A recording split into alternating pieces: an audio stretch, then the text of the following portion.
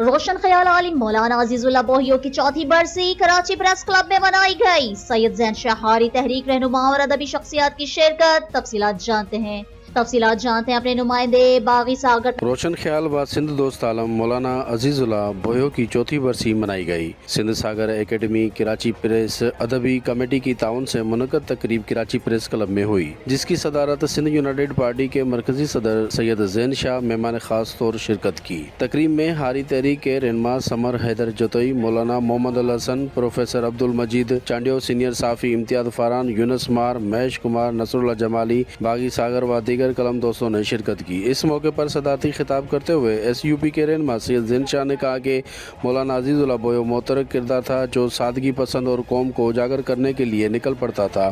سندھ کے تقسیم کی بات پر جام شوروں سے پیدل مارچ کا اعلان کیا۔ انہوں نے کہا کہ ہم خوش نصیب ہیں جو ہمیں دینی عالم، تاریخ دان، سیاست دان اور جرأت مند کردار ملا۔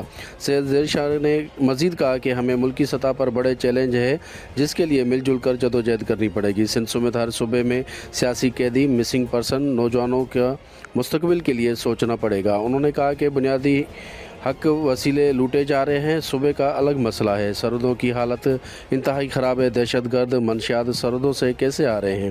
سید زین شاہ نے مزید کہا کہ 26ویں ترمیم کے ذریعے عدلیہ کو گنوا بیٹھے ہیں، پیکا ایکٹ لایا گیا۔ تقریب میں دیگر رہنماؤں نے مولانا عزیز اللہ بوہیو کی زندگی پر روشنی ڈالی۔ باغی ساگر پوار، بیورو چیف، فیض نیوز، کراچی، سندھ۔ آپ نے رپورٹ کو ملاحظہ کیا۔ مزید خبروں اور تفصیلات کے لیے دیکھتے رہیے فیض نیوز نیٹ ورک۔ فیض نیوز، فیض سب کے لیے۔